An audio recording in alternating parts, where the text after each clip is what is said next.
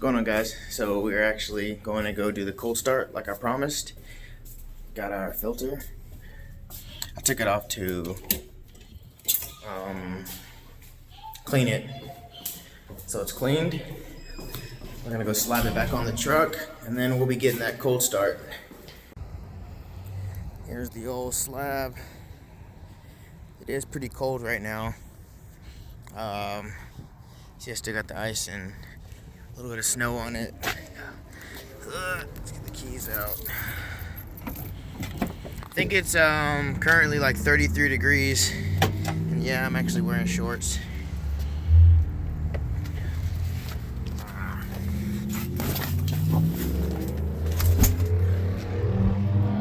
Oh yeah, rip it, bro. Yeah.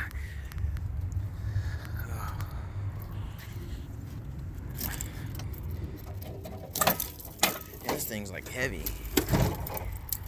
Alright, so let's get that filter on. We'll get this filter on and then I'll update you guys. Alright, got it on. So let's get this propped up and let's attempt this cold start. Yep, shoddy, super cold. Tuner didn't even want to cut on. Oh man, I already got the key set to run, so it's already doing what it does. So like I said in my last video, one of my grid heaters is actually, or one of the grid heater wires was actually corroded. Alright. Yeah, so one of the grid heater wires, it was actually corroded, so I took it off this past summer and didn't think much about it until about a few days ago. So truck has no grid heater. There's my temps. Coolant's at a cool 28. Tranny's at 41. So let's get it.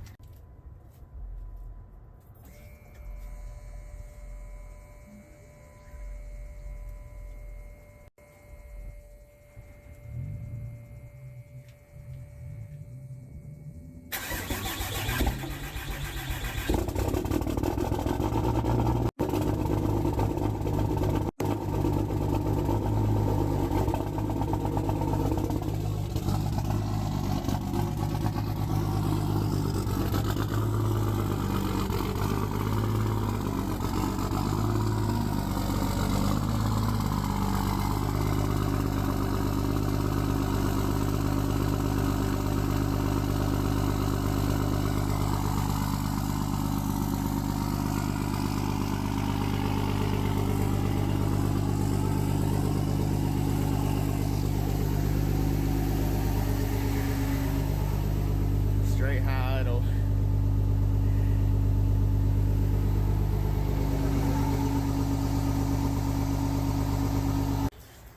So I just reviewed the footage from that cold start. It wasn't what I expected. I expected more, but then again, I guess in the back of my mind, I'm sitting there thinking that this thing's like a 12 valve second gen, and I mean it only got down to like 15 degrees.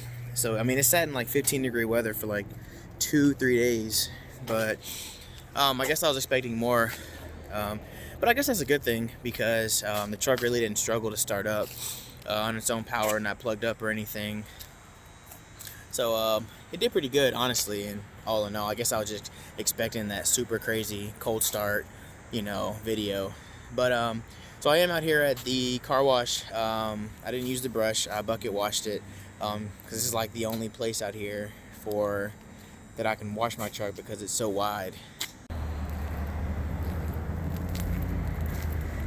Oh yeah. Wheels, I'm not sure if the wheels are ceramic coated, but they didn't beat off the best, but they did. I mean, they kind of did. So maybe it was ceramic coated. They're just kind of, what's the word? Wearing off, I guess. But I got ceramic coat back in Texas, so. But I mean, it came out clean. And it's crazy because the truck was clean and then it got all that snow on it. Then like the snow dried up and the snow had all that dirt and whatever in it. So the truck was like super dirty. So I just couldn't take it anymore. There's my gooseneck hitch because it's the pavement princess, apparently. I love it, man. I've like never thrown wax on this truck or anything. Like, you can see some imperfections, like right there. That's actually, wait. Oh no, that's actually paint missing. Oh. But yeah, I mean, it's not gonna focus. But this thing's nowhere near perfect. And I was actually, I had a clean bucket of water, and just now, like, I don't know, like 30 minutes ago, I decided to throw the water onto the truck. Don't ask me why. Bucket slipped out my hands, and I actually dropped the bucket on the truck, and it actually nicked it really good. So all these scratches, I tried to get that off, but nope. So don't know why I did that, but yeah. So like I was saying, I came out here because it's the cheapest, and to me, from the ones I've seen, they're actually the cleanest bays out here, where I'm at. Because a lot of them are like ran down or like super muddy and things like that. So, and even a touchless wash. They have touchless washes out here, but they put like these rails in the middle of it. And I'll show you guys. There's a bay over there with one, but they put the rails in there. I mean, and the machine that washes your vehicle isn't even on the rails. I guess they do that to keep people in the rails so it doesn't hit the machine, which they don't. I've never seen those in Texas. So, and they make the rails so small out here. It's like, I mean, if I can't make it, a dually can't even make it through. It's just crazy. Here we go. So we got the touchless and the soft. Obviously, you never use that one. But yeah, these rails right here, and like the actual machine is actually on these railroad tracks. So I guess these are just to keep you in line so you don't hit that, and which, I mean, I guess it kind of makes sense, but like, it seems wide, kinda, I guess, but my truck is nowhere near fitting. Like, it is ridiculous. I thought maybe that I could line it up right and just get it to squeeze through, just like maybe with like a few centimeters on each side, but hell no.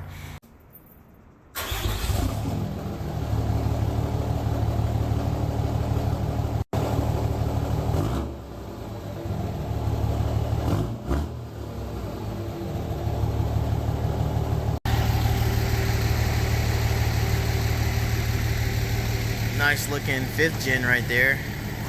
Utility truck. Thing's clean. Whew. Let's get out of this cold.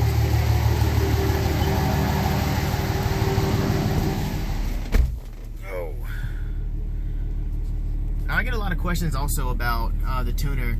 So, I've stated it before, I'll say it again. It's an Edge CTS2 Evolution. I needed to get the pyrometer so I can actually measure my EGTs. But the little trailer that I pull, I guess, it doesn't, I'm not too worried about that. But because I just bought the gooseneck about a month ago, towing that, especially with a load on it, I need to start measuring or monitoring my EGTs. Another thing, so I've been rocking the factory nav screen thing, whatever, and just running it to my phone through Bluetooth. I actually just bought a freaking FM transmitter just because I like the factory look, things like that. But I'm kind of leaning towards more of a iPad dash setup, maybe like an iPad mini. I like the single DIN radios or double DIN, whatever they're called, but I think I'm leaning more towards an iPad mini. I think an iPad mini, I don't think it'll fit in there. I think you might have to trim some, but I know they make kits for it. But I was thinking about kind of going that route. I didn't want to put it down here because I really don't want to lose my switches. And, oh yeah, another thing. If anybody knows anything about, see the light? So, seat warmer is on. That light's off. But sometimes these lights will be off. These will be on. That'll be on. It's like, they're like mismatched. And like, I never really realized it until like, I don't know, a few months ago. And then I kind of was like, what in the world? So I just started tapping it, and then it actually turned on. I don't know, it's just like super weird. So if anybody knows how to like replace it, maybe just put a screwdriver in there or a flathead and just pop it off, and there might be a bulb back there. But I don't know if it's just like one full bulb or like what. I was leaving the gas station about 30 minutes ago, and was turning through an intersection. Turning left, and I actually heard a loud pop. So slowed down, got in the slow lane or whatever, and just kind of cruised back. So pretty sure it's the ball joints. So I actually jacked the truck up with my little hydraulic whatever bottle jack, and the next clip you guys are gonna see is all the play in the wheel. So I mean, I guess it's only a matter of time. This is the first time I'm doing it on this truck. I've ran hella offset since I've had the truck, and I mean, I guess like I said, it's just a matter of time. So this sucks because I'm actually going on training again tomorrow. Now, I don't come back Wednesday. I'll be here in Kentucky for 2 days, but I still have classes, and then I have to drive back to Texas that Friday. So there's literally no time. I got my tools in the bed, or the tools in the toolbox, but stuff that I'm gonna need, like a ball joint press and things like that, I just don't have out here. So I'm gonna kind of try to figure things out as I go. Sucky end into the video, but so yeah, like I said, I'll drop that clip. That's what you guys will see next.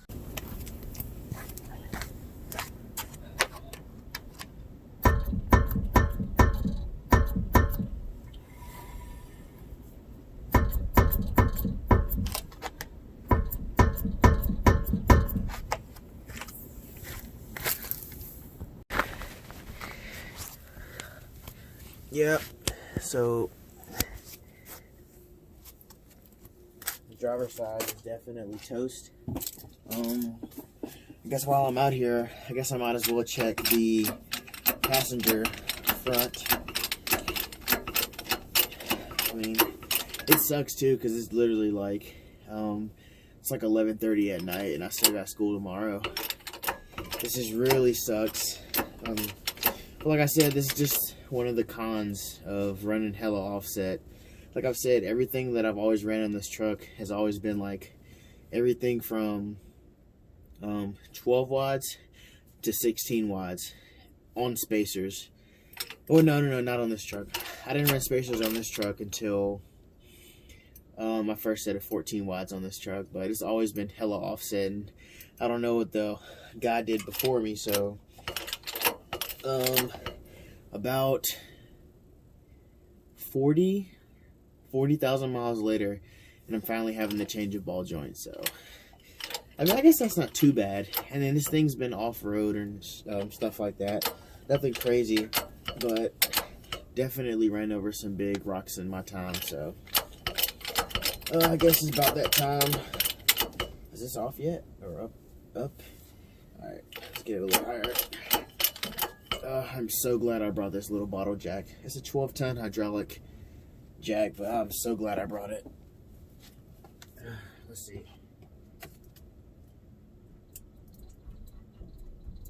Okay. So there's just a little bit, nothing, it's like not even. I think I'm actually pulling a piece of the truck up almost. That I'm kind of content with that one, but the driver's side definitely has to get changed. So yeah, I guess you just got to do it. I guess you just got to go through it. So it sucks because I'm actually leaving for Arizona tomorrow night. So I don't even, and we come back Wednesday. So yeah, today's Thursday. Tomorrow's Friday. We leave and come back Wednesday. So then I had to hit the road 2 days later. So I got to get on the ball. So I'll get some parts ordered and things like that, because there's no way I can't drive like that, which sucks, but it is what it is. So it's actually super cold out here, so I'm gonna go back inside. I gotta park the truck first. So if you guys could drop a like, comment, subscribe, turn on your post notifications, and we're just gonna get the ball rolling on this thing. It sucks, but it's actually exciting because there's a lot of trucks out there that have this problem all the time, especially if you run independent front suspension. That's a SAS, or not a SAS, it's a solid axle. I've actually always kind of wanted to do it. I know it sucks, but whatever, man. It is what it is. I mean, you can't run this much offset, and can't run that much offset and then think it's just cool and it's nothing's gonna happen. So it is what it is. We'll get it done. All right, peace.